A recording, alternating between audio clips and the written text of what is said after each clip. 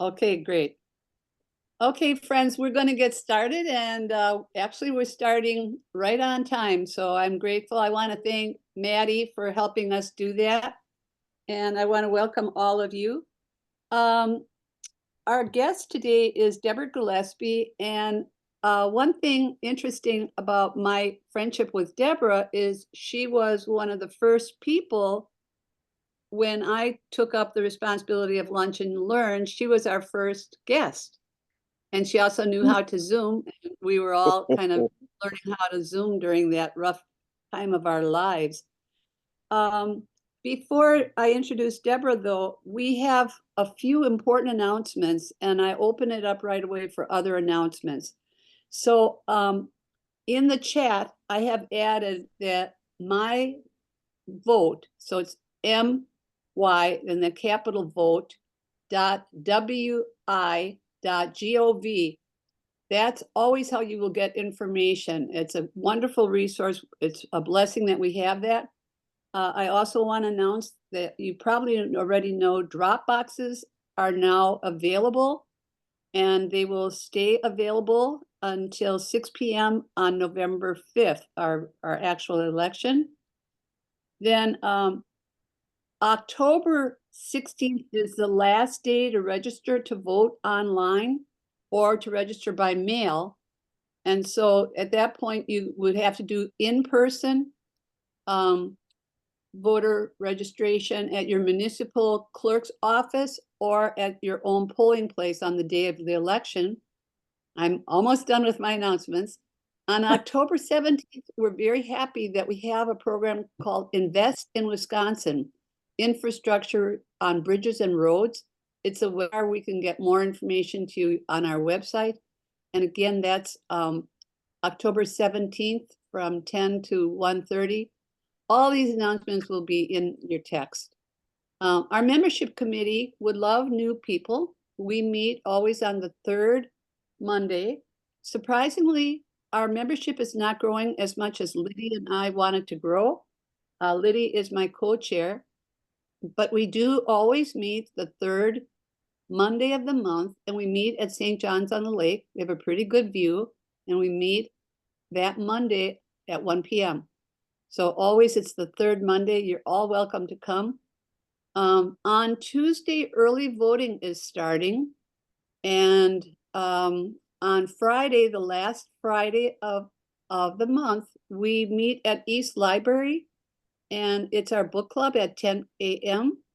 And this book is called The Southernization of America. So we're always picking books, mostly following the lead of people impacted by racism and injustice in our community. And then November 1st is your last possible day to register at your municipal clerk's office. And November 3rd is the last day of early voting. So if you didn't get all that, I just am putting it in our chat. Okay, now I'd like to talk a little bit about my friend Debra, who I just saw last week, and she might want to add to that. Debra's son was killed, I think it was 21 years ago, Kirk. It was 20 or 21 years ago. And at that point, she decided that she would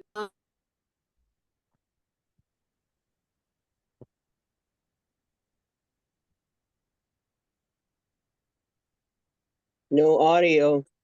Oh, okay. Okay. How Now you're there. right. Okay, thank you. Did you hear the start of telling Yes. about Debra? Okay. 21 years Debra, ago. okay, that's when she lost her son Kirk. He was killed by gunfire. And she went back to that church. The place that he died is now a church. And she got to visit inside, and she said it helped restore her faith and family. Family has been, it's family, faith, and friendship that has helped Debra navigate the last 21 years. And then she lost her daughter. So now, as a mother who is such a mother, she is a mother to everybody. She is working with other mothers. She's connecting with everyone. We were just at a gun violence workshop. It was very powerful. And some of the most powerful workshops were hearing the young people saying that they fear gun violence every day. They fear being in school without a cell phone so that if a shooter came in, that they could call for help. They don't want to give away their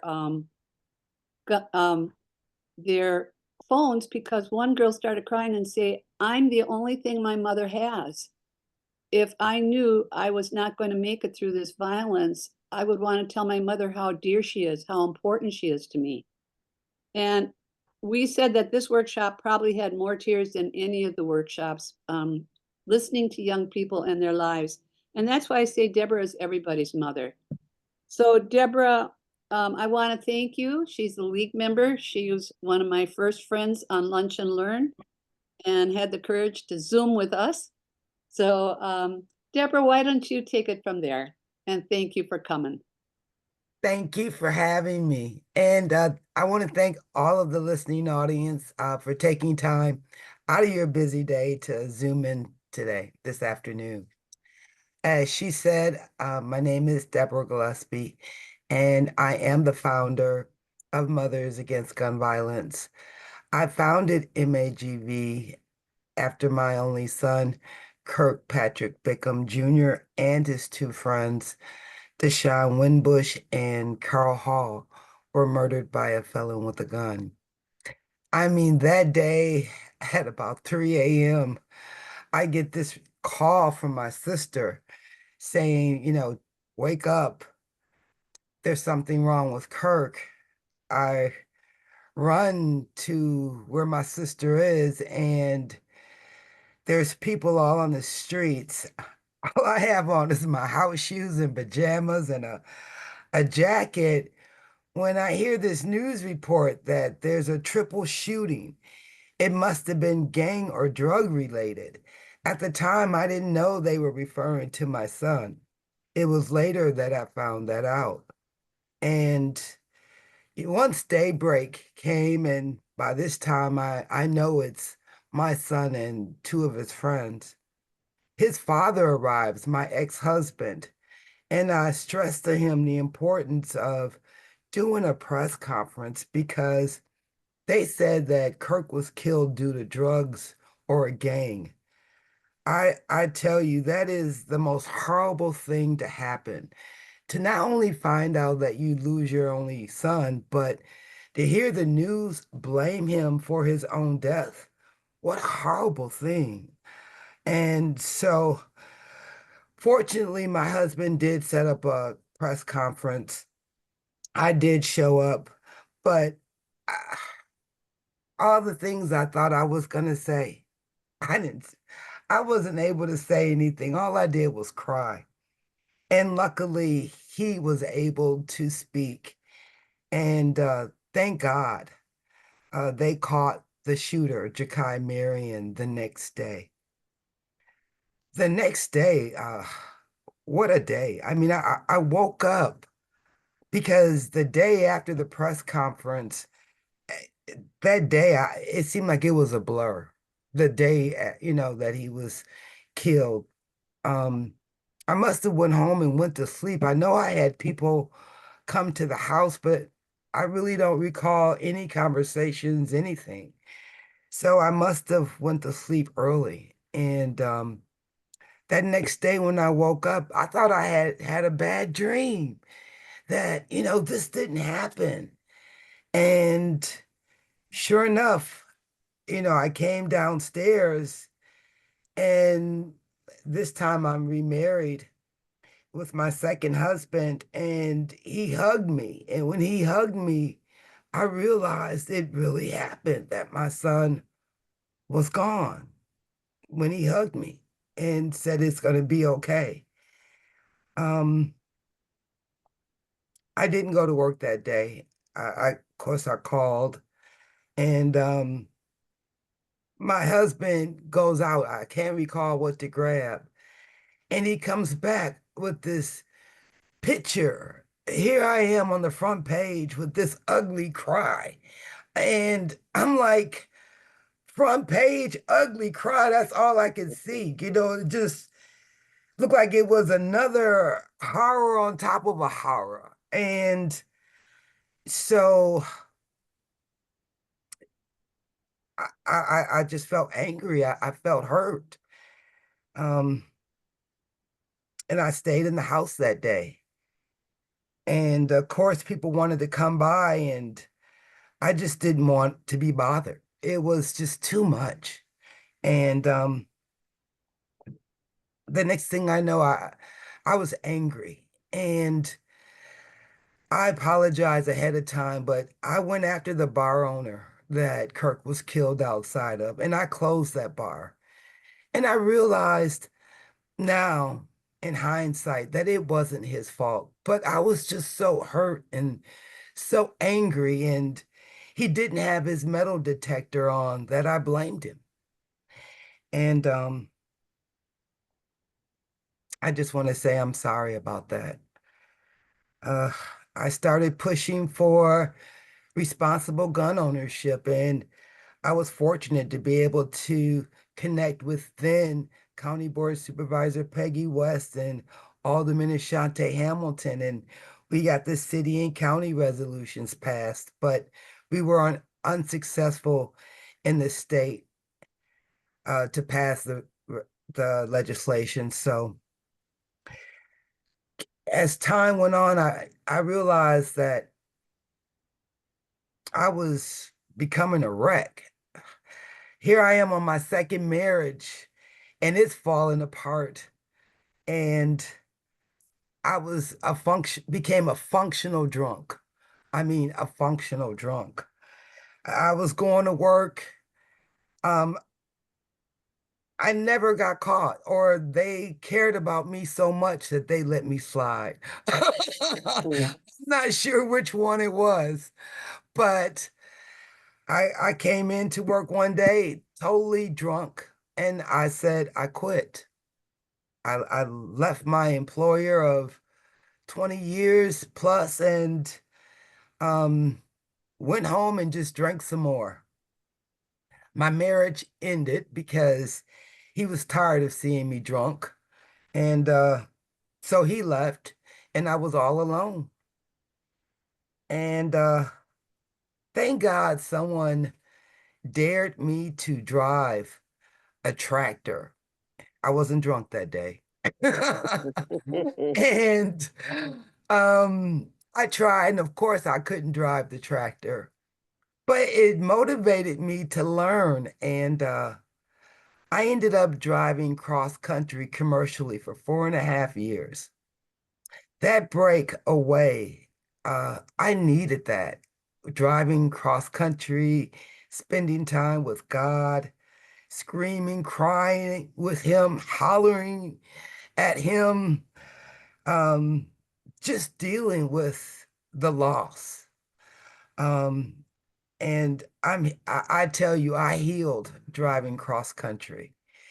Um, I came back a better person, and um, I'm just so glad I did that. I'm glad that I changed my path because it healed me. Once I returned, um, I met my third husband, who is my best friend. Um, and I tell you, whenever God has something for you, it doesn't matter if you step away from it for a while to heal, because if it's meant for you, it's meant for you. And I came back, and I was happy. I was experiencing a good life, and my husband and I normally have date nights every Friday. And this Friday, this news report came on, Moms Demand Action. And um, and they were having a meeting, and I told my husband, let's just stop. I just need to stop and introduce myself to these ladies and connect. And and I did, and we went on and did our date. I'm so glad I followed up, because this led to the other half of what I needed to address, which was urban representation when it came to gun violence. And it brought me back to how my story was initially handled. And I met Professor Leslie Harris of UWM, and I shared with her while I was driving cross country. I had started collecting stories. I don't know what nudged me, but I would ask people if they had experienced gun violence. And I recorded the stories. And I shared that with Leslie. Maybe about a week or so, Leslie followed up with me and asked would I like to share these stories. And I said yes. And Voices of Gun Violence was born. With this collaboration with UWM and Carroll University, I feel as if we are empowering so many survivors here in the city of Milwaukee and Milwaukee County by sharing their truth and regaining their own stories. Many of the survivors that I and now Barbara Beck, who's with Carroll University, and Kaya Suzivic, who's with UWM, we're recording these survivor stories. And they walk away telling us that they feel validated, that they're thankful that someone listened to their stories. And they too share how initially their stories were reported, if reported at all. And the opportunity to share their stories and now seeing their stories on interactive bus stops that are scattered throughout the city of Milwaukee. We have three up. A fourth one is going up this year. And each bus stop has 8 to 13 stories. And the survivors watch these bus stops like a hawk. And I'm here to assure you that they just feel validated that their stories are being heard and seen. Luckily, through the collaboration with UWM and Carroll University, we have a play that opened at Marcus Theater. The survivors were celebrated after their stories were shared on stage. And just to see them light up and for the audience to uh, just shower them with love was great. Um,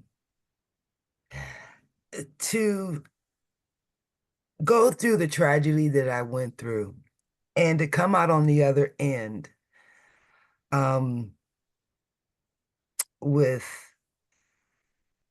joy and peace and feeling as I may be a wounded person who has healed, but I'd say I'm a person who has wounds, who has helped healing others. And I'm glad to say that.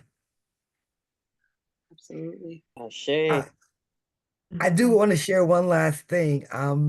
Our exhibit, it's a traveling exhibit.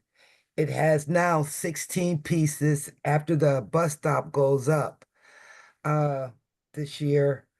It'll have an additional 16, 17, 18, 20 pieces. And we opened in New York uh, last year, the exhibit, and we've been asked to come to North Carolina in 2025. So I'm really excited about that. Great, Deborah. Thank you, ladies. Yeah. So this is a time where we would open it up for comments, any discussion. Lydia's ready. So I've met you years ago too. I used to work for Black Nouveau, Milwaukee PBS. Hi, Lydia. I remember you. I remember what happened. My question is, how do we educate our community to observe, it's particularly our young people and maybe older people, to observe and turn in those bad players?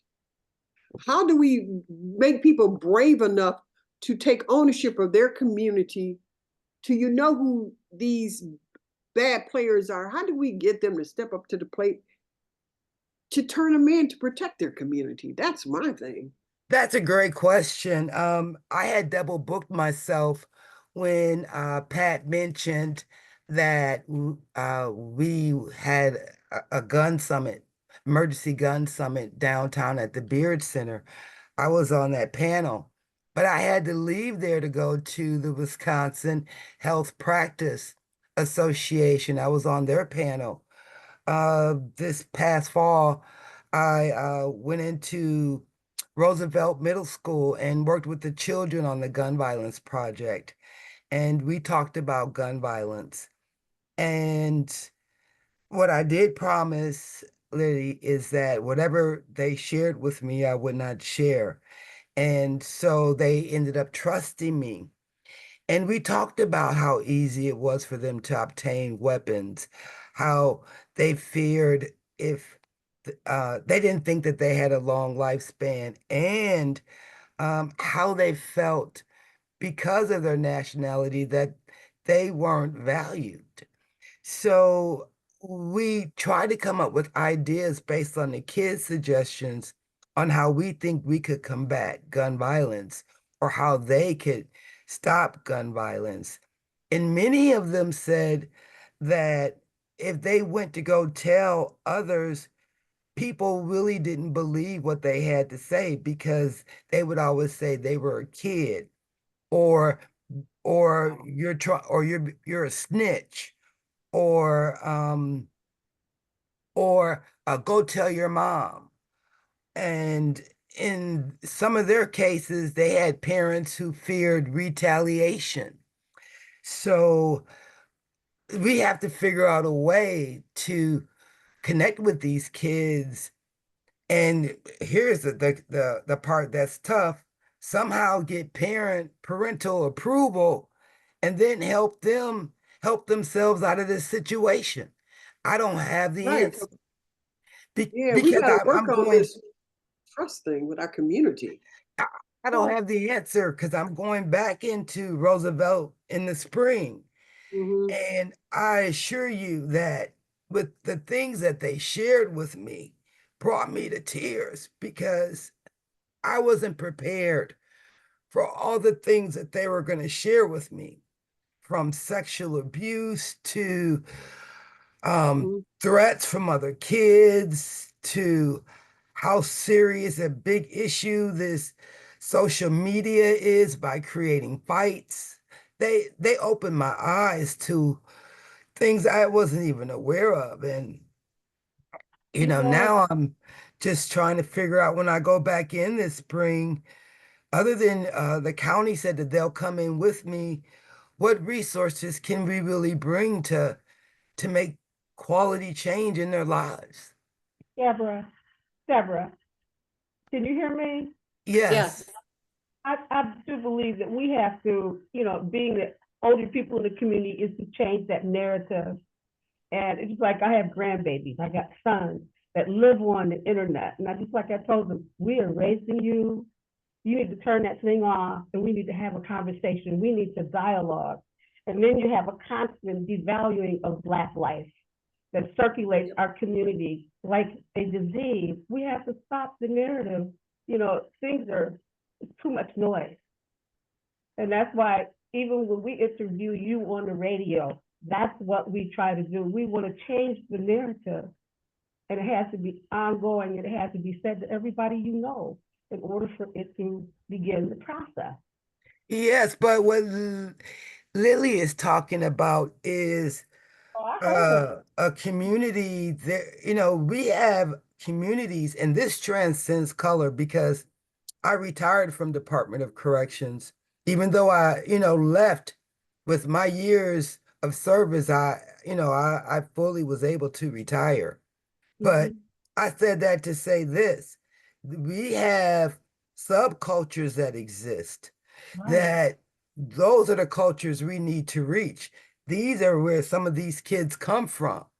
And how can we reach these cultures? Because that's where the real issues lie. These issues uh of you see a nut, crack it. If you can get it for nothing, then take it. Yeah, where we These get that values from? that we know are not acceptable values in some of these communities that exist. I agree. Have Totally have agree. we asked kids, have we asked kids to think about those kids who live in Shorewood or Whitefish Bay? Why aren't they doing the same things you're doing? I guess I want them to think about the parallels of why we're doing things and they're not doing things. You understand what I'm saying? What are Yeah. you saying? Are you saying that you Ask them mean to think about, ask them to think about, okay, if you're talking to a 9 or 10-year-old, there's a 9 or 10-year-old in these so-called suburbs, but they're not doing some of the bad things you see. And you ask them, why do you think that is happening? For them to start thinking about it, and they got to think about it themselves, to twirl about in their brain. So why is that happening here, there? See, my thing is people need to go, oh, because we're poor. Black folks have been poor for generations and generations, and we weren't doing, I'm sorry, I get emotional for doing this stuff. And all of a sudden, this is how we live? I don't buy it. What is, I don't know if we failed to pass on the torch or what. I don't think that it has to do with poverty in some instances. I think it has to do with maybe a family that is just not, I, I don't know what to say, that lost their way. Maybe 2, 3 generations that have lost their way. I think it's more like two, and I totally agree with you, but it goes back to that whole piece again. It's that devaluing of Black life. If you step out on the block, people are throwing chicken buckets out on the street, but they don't do it at Shorewood. So that's the devaluing. And we need to understand that in order to address it. We have to change the narrative. And that's true. I mean, I think that, but even in Shorewood, you can drive across a property that's run down. I mean, Not very often, though. Not very often. I'm not saying it's very often, but I'm just saying you can. What I am saying is that, um, you know, I'm lucky. I have a block where now I'm the block club captain. The block I left with our other property, it had a block club captain. Um, we have to all become community involved. And that's definitely an answer to that, to help solving that question. You need to say to children when they're doing wrong. People are afraid to say something because the kids talk back. But my Right. thing is, hey, I have to because I feel responsible for them, even when things, are not going the way I think they should. I would say, hey, we going sideways on this. I need for you to focus. Right. Yeah. See, I tell kids to get. Oh, I'm sorry. I'm sorry. Yeah, and go ahead, Ruth. You I have, was you gonna can unmic. say, I'm hearing everything everyone says, and it's just, it is what it is, and we've got to work on the change. When I worked with, probably about 1,000 kids over a few years, and I was just thinking to myself as I watched them, I'd hear them talk, on campus, and I was like, okay, let me see where this comes from. And so one night I was talking to a parent, and the parent had something to say. They were upset about something, and they called me and started getting rude with me. And I said, hold it one moment. This is who you're talking to. And I am trying to work with your child and help your child become successful in the future. So if you want me to work with you to help them, we're going to have to get on a different footing. And from that point on, that parent gave me some respect. Great. And when there was an issue with their child, then they said, oh, Miss Ruth, okay, here's the issue, and we need to work on it together. Now, as time went on, they would share with me what's going on in their house because I gained that trust. And when I found that out, I said, you know what? the parents need some mentoring too. And then we all together need to work with that child so they know that they've got a circle, a sphere of influence that they can tap into to make a difference for themselves. And a lot of those young people really changed over time. When I retired, they were just like, the truth is leaving, you know.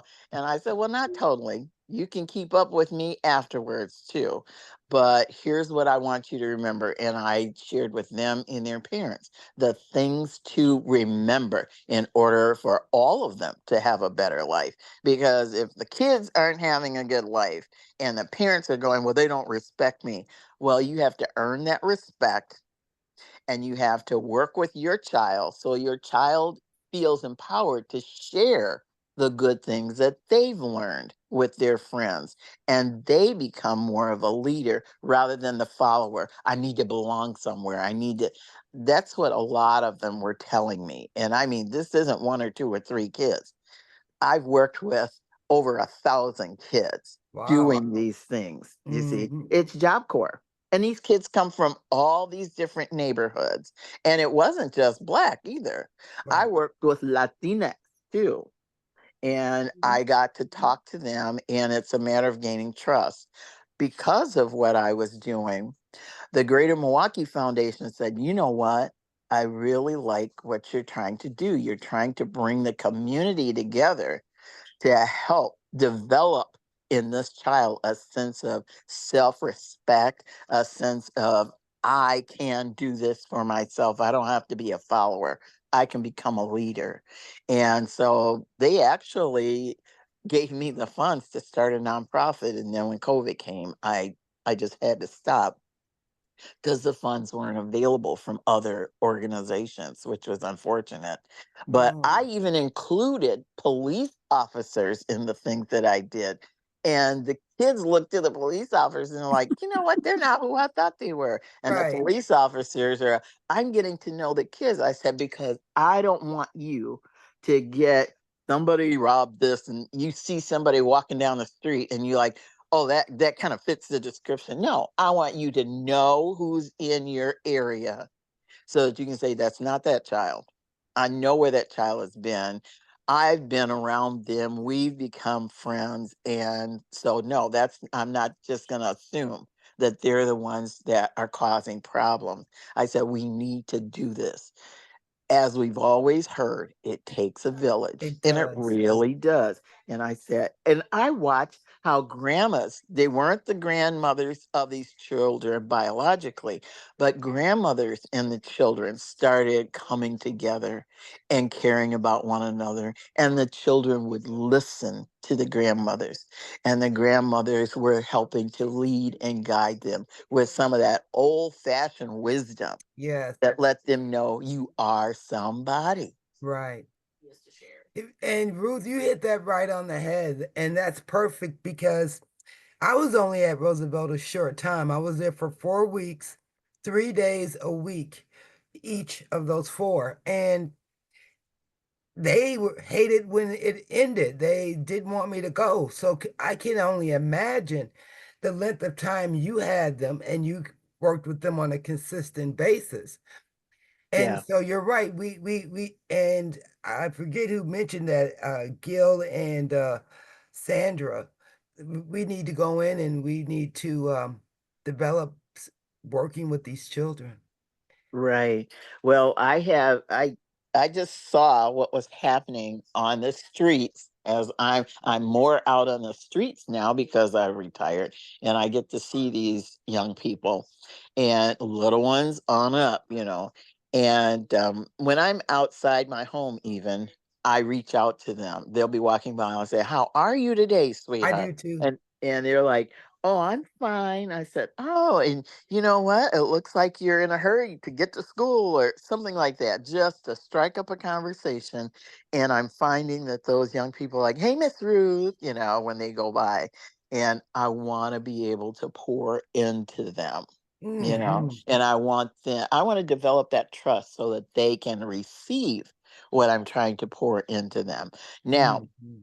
the Near West Partnership, which is a partnership of 7 communities and the big organizations that are part of those communities. I told them, I said, okay, I'm retired. I don't have a whole lot of money, so I can't spend my money and try to do some of the things I want to do. So, what I'm going to give you is this: you find me the place that I need to be able to work with the community, doing some of the things that I do, and I will give you my time, which at one point in my life, it was worth a whole lot of money. You know, I said, and if you want me to give and to pour in, you're going to have to meet me part way. So they're actually looking for a space so I can open a studio and I can continue doing some of the things that I had done that brought business owners together with police officers, together with the kids. And, all of us were starting to talk. Excuse me. We were starting to talk and get to know one another. And I even have a restaurant that's like, Miss Ruth, we have a lot of young people that come in here now and they're helping. And it is one of those, vegan restaurants that pay what you can afford. So they get more people from the community coming in because it's affordable for them. Oh, They Yeah. said, now we're getting more and Remember, more young people. So can you come in and start doing what you were doing with us before? If we all do that's things awesome. like that, it'll make a difference. And so Ruth is talking about the cafe called the Tricklebee. Tricklebee. I think it's 44th and North Avenue, Yeah. and it is the pay what you can. And the reason it has that funny name is when they were setting it up, they kept saying, well, the Tricklebee, how to make this work. The Tricklebee, how to get the staff. The Tricklebee, where to get the food. Right. So then they Right. just said, we're going to call it Tricklebee. Let's call on Charlie, who's had her hand up. Thank you, Charlie. Hi. Gosh, I'm sorry, am I echoing? no, you're Nope. not echoing. Okay, because it sounds like here I am, but that's okay. My background was I was an adolescent medicine physician with children's, and I just want to echo Ruth's statement. What I found in many of my families that the parents are stretched so thin, just trying to keep their head above water, that they fail to supervise their teens and yeah and even starting in middle school, and they really need assistance from a larger community to help them raise these kids. um so they're really given responsibility way too young, and the adult insight just isn't, they're not supervising them in a manner that's helping them grow as a and transitioning into young adulthood. So I eh, would agree with that. I know when I was at Roosevelt, we've had a couple of kids that were latchkey kids. And I mean, the parent it was a single parent household, and mom was working more than one job in both Yeah. of those instances. So you're absolutely right, Charlie. and we need to lift these people up and get a community for them. I mean, like, I love the idea of a Black parent or Mm-hmm. a Black person to kind of help and coordinate mothers who could use each other's assistance. You know,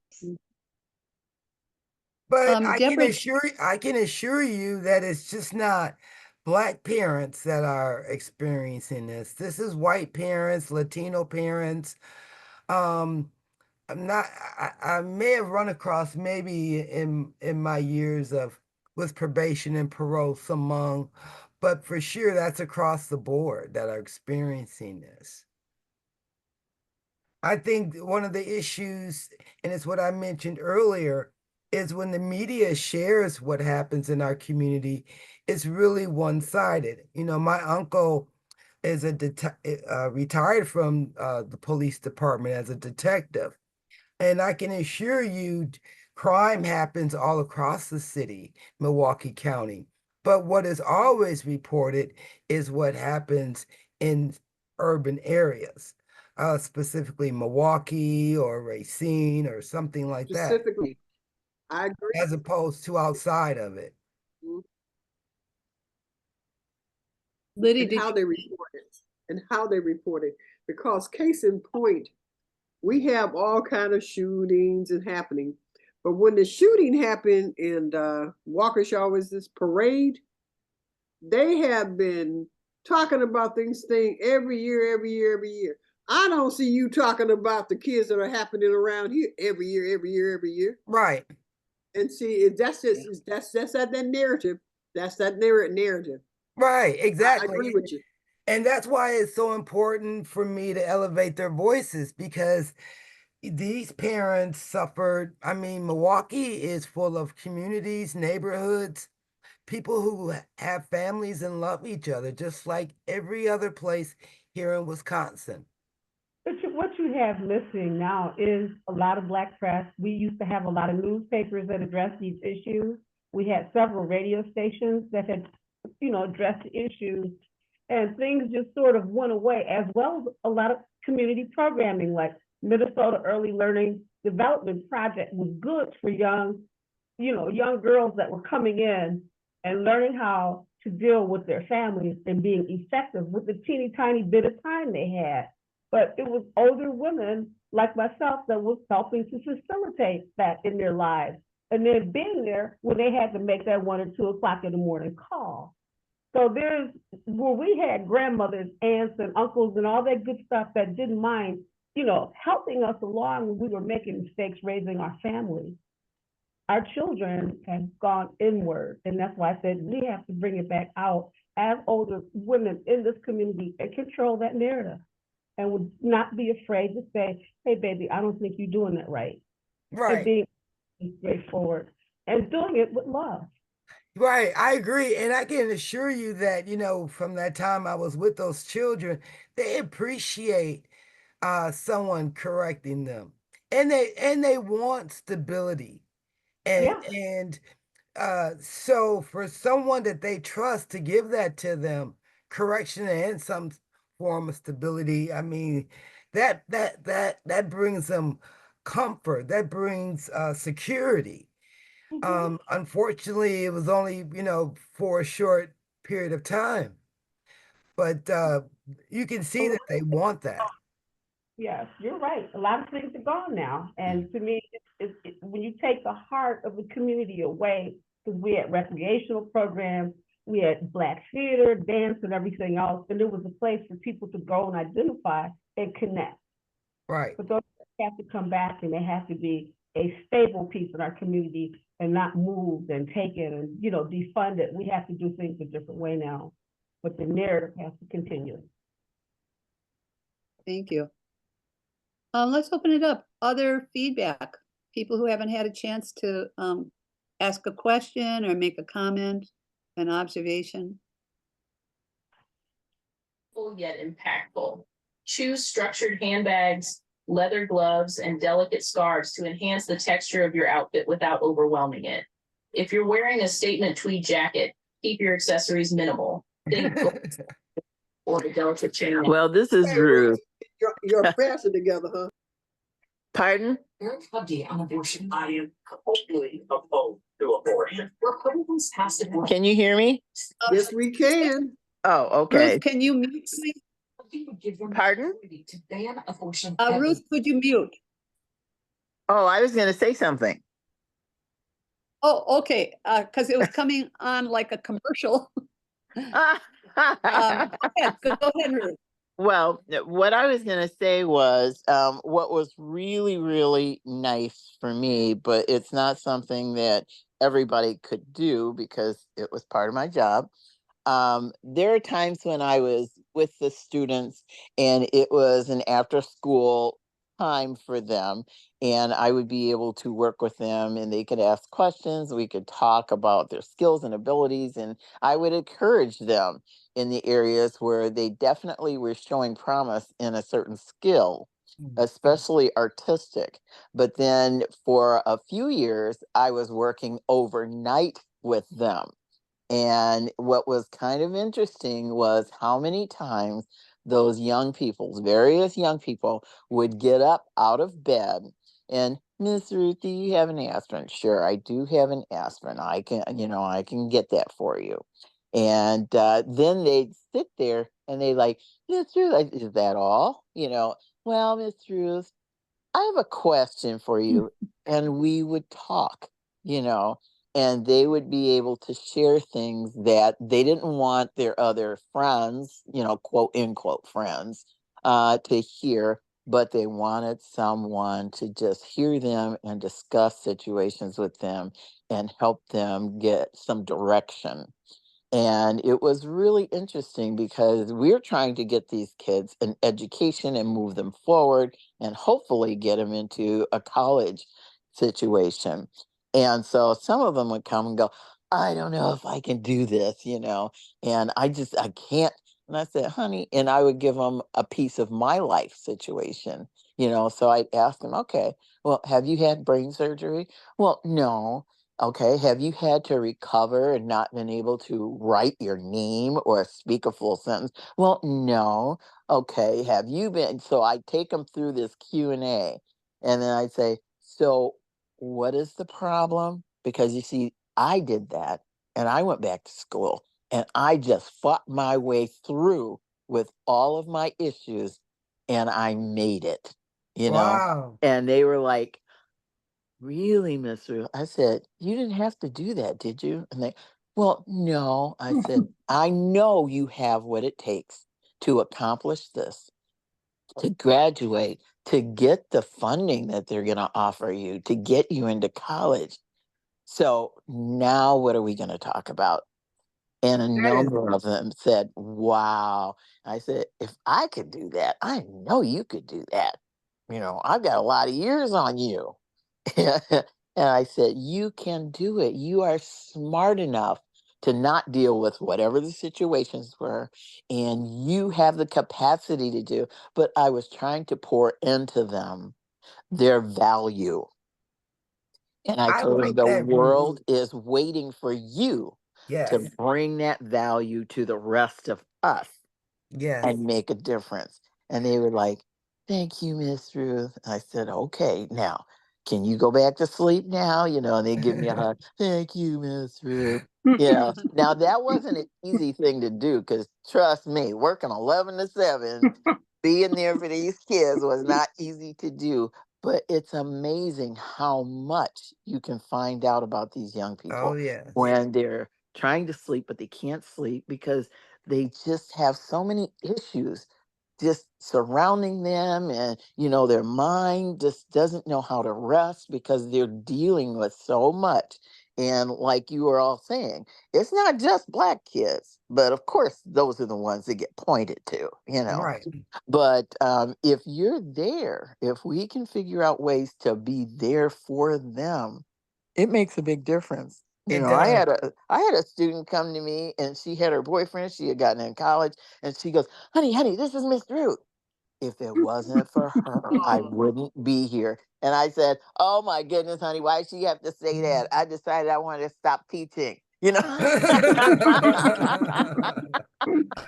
I want to call I'm on gonna Ellie. use your story. I'm gonna use that in the future whenever I have a kid who's really doubtful about his or her ability about what you just shared with us.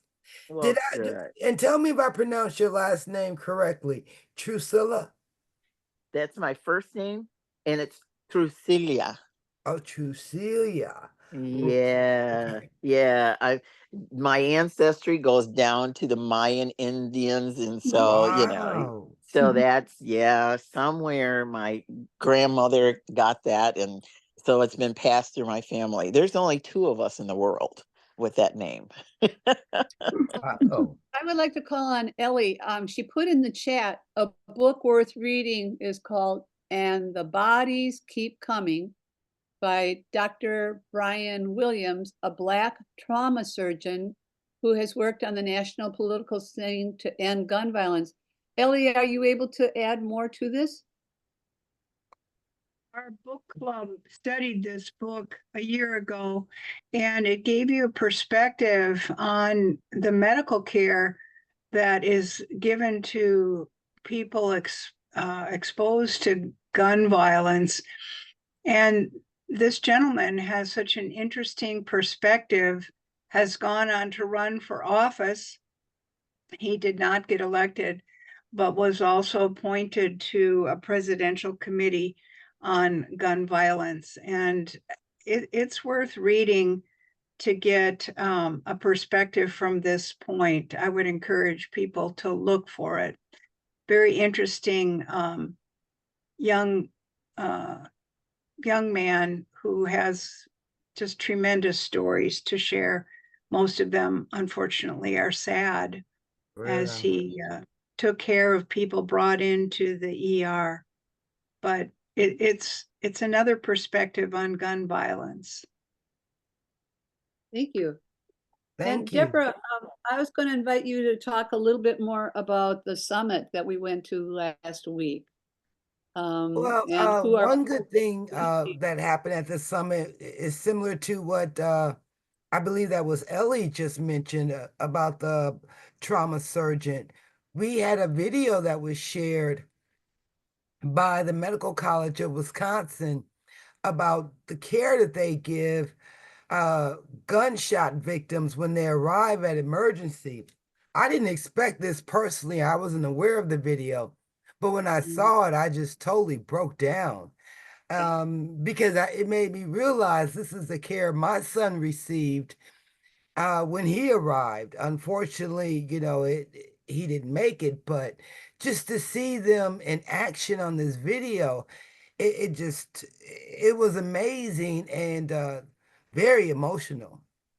But also, I had the opportunity to talk to Michael, I believe is Cody, and another gentleman. They're doing a play that is a talk with all of the different positions that it takes to work on people when they arrive in emergency for gun violence. So I was really excited to meet those guys, and they gave me a copy of the script because I told them we had a play. And so I'm excited about seeing how we can collab.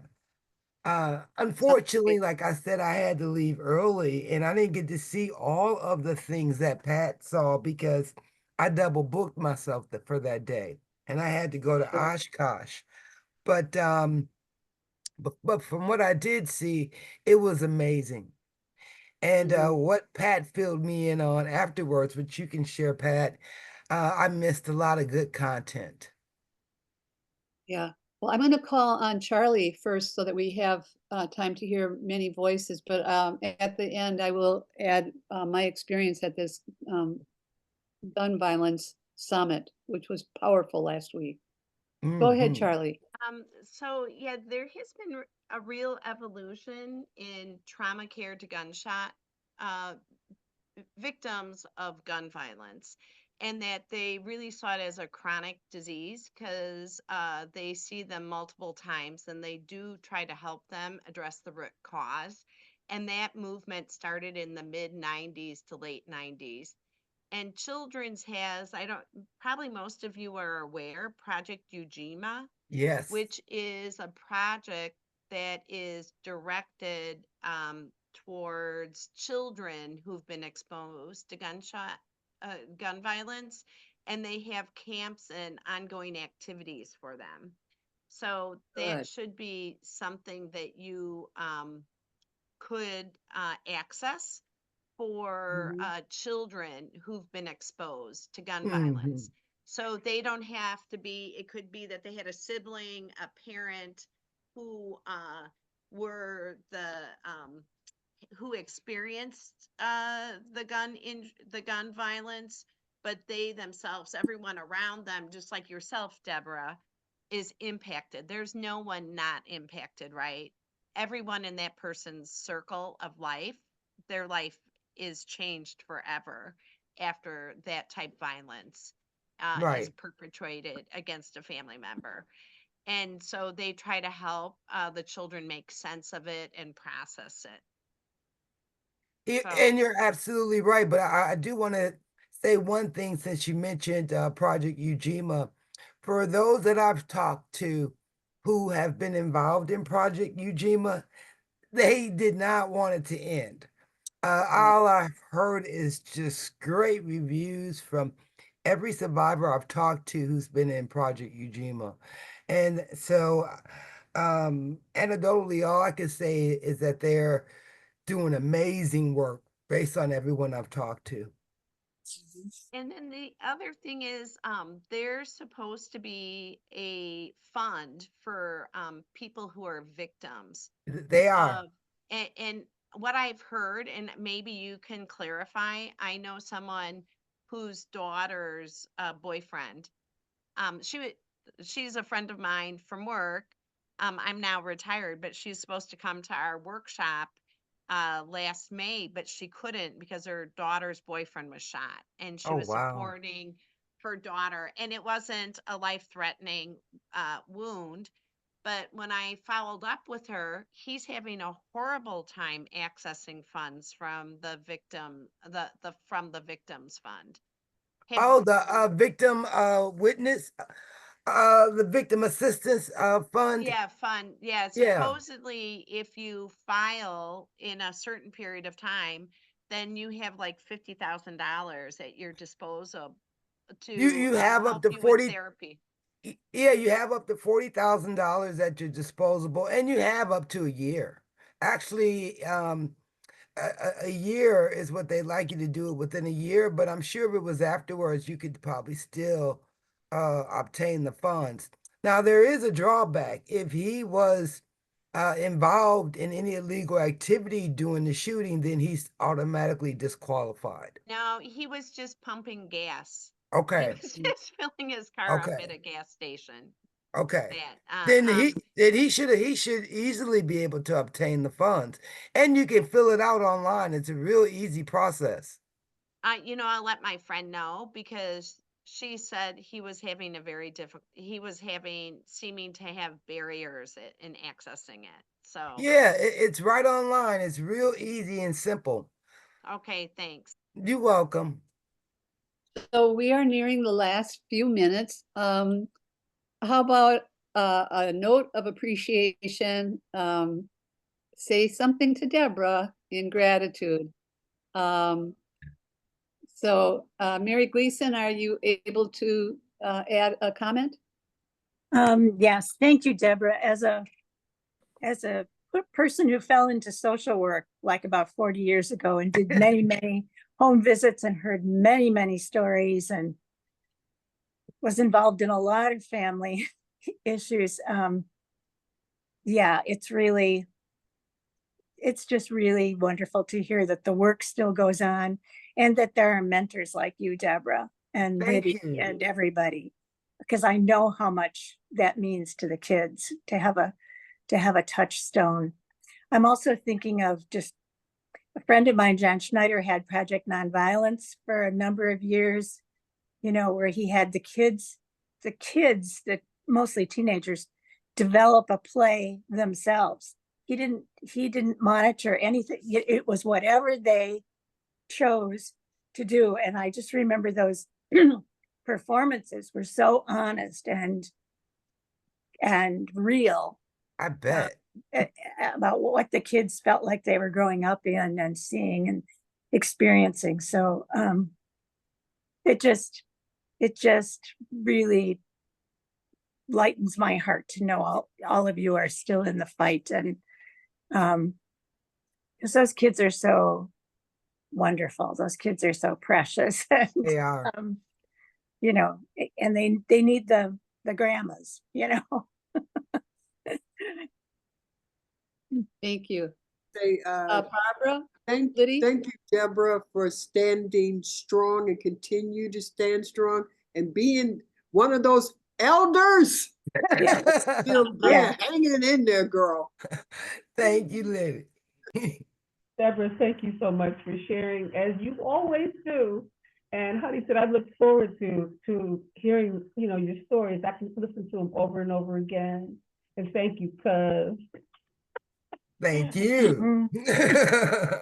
This is Ruth, Deborah.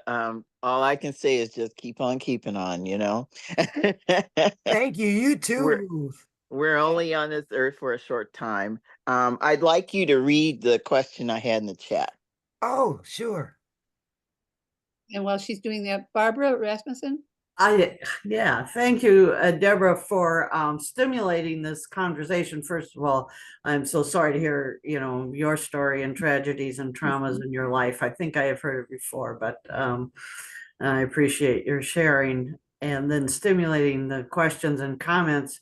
I appreciated like Liddy's question about how do you get at young people to get them to think differently, and Ruth's experiences, which I've heard some before. It's just really good for me to hear people who have actually done something and know what they're doing. And so I appreciate the whole thing. Thanks, Thank Pat. you. Thank you, Barbara. Midge, did you want to make a comment? You are not muted. No, I'm a former lab tech. There was a question about lab techs being involved. I was a lab tech and drew blood on a couple of gunshot victims, and it's made quite an impact on me. So thank you for all this. Thank you. Thank you. Elizabeth Lasher or Ellie? Mary For sure. Volker? Thank you, Oh, go Deborah. ahead, Ellie. Go ahead. Thank you. Thank you for sharing your story, Deborah. And I wish you peace and happiness. Thank you, Mildred. Is that correct? It's Ellie Wilmeth. Okay. Yep. Renee or Elizabeth or Mary? Yeah, sometimes people aren't chatty, but Renee, go ahead. Just say thank you, Deborah, for sharing that story. Hi. Good Thank for you, us to Renee. hear that. Good to see you, Renee. Yes, I'm so moved by everything I heard today. I'm glad I took this hour out of my time to meet and hear everything you had to say, Ms. Gillispie, and good luck with everything else in the future. Thank you. I appreciate that. Mary, are you able to unmute? Mary Volker? Yes. Deborah, thank you for sharing those stories. That some of us don't get exposed to things like that, and it's good for us to hear that. It's very moving. And thank you for being so strong. Thank you, Mary. I hope I gave everyone a chance. Charlie, were you jumping in? Oh, I just wanted to say thanks. And what a wonderful role model you are, because you had really difficulties that you then, as you said, you were able to turn yourself, like change your life course. And how wonderful that is for people who are struggling to see that it's possible. And then for all your powerful work that you've done. Thank you very much, Charlie. Yeah, I want people to know that, there's a struggle but you can come out of the struggle. Well, then I just want to remind people, please vote no on the phony amendment. It will hurt 1 in 10 people in Wisconsin who may not have access to their certifications that they need to prove that they're citizens. It stirs up the hatred. It's totally unnecessary. So Right. I'm afraid we haven't done enough work as a coalition telling people to vote no. And then Ruth said, Deborah, if you wish to stay connected, and let me open that up. Okay, hang on a minute. If you wish to stay connected, send me a text with your contact information. So I know how to connect both of you. I will connect both Ruth and Deborah to each other. And I want to thank everyone. Oh, Liz, did you want to give a final comment? Wrap it on up, I'm girlfriend. sorry, I got an emergency call from my daughter. And so I've missed the last, 5 minutes or so. But Yeah. this was a very worthwhile workshop, not only for the information that we were given, but for me, it triggered so many things that I've been involved with over the years. And it also gave me a lot of ideas for what we can do with our diversity, equity, and inclusion committee. And so this is just so, and then the wealth of information on this phone call. We are some bad women. Yes, we are. Thank you, Liz. Okay. Thank you. Okay, I think that's expressed and felt by all of us. Deborah, feel our love and I do. stay strong. And I thank all of you for joining us. It takes a village. Yes, It it does. does. Okay. Oh, can I add one thing? Of course. Okay, now this I heard someone say recently, so you don't have to buy into it, but well, for me, it was an aha moment. Uh-huh. And it said, it takes a village to raise a child, but if you don't, the village burns down. That's deep. Yeah. And I think Elizabeth Lesher is ready to say hi. Oh, hello there. Sorry, I'm working from my phone because I'm sitting out in a parking lot, but I didn't want to miss this. I just wanted to say thank you so much for this. I worked for over 5 years for the Wisconsin IRIS program. And as a social worker for that program, I went into many African American homes where there were so many problems. And I realized that it wasn't just about talking to the adults who had asked for help. It was about spending an extra time talking with the children who were listening. Ashe. Yeah. What is the IRIS program? It's a program started by your previous governor to enable people with very low income to stay in their own home rather than have to move somewhere where they are living on government assistance. And therefore, they employed social workers like myself to meet with these people and find out how much would it take financially for them to stay in their own community rather than have to leave their community, most of them African American. And in actual fact, the cost was so little that the budget put up for the IRIS program was an enormous success. And so it was things like setting up community centers and things like that, which were much more appreciated, and setting up things for children to do after school. Those were the things. It was not so much about helping them put food on the table. Okay. Uh, And Iris is spelled what? Yeah, Like Spell the Iris. flower, like the flower. Okay. And, Okay, and thank to the best of my knowledge, it still is in operation.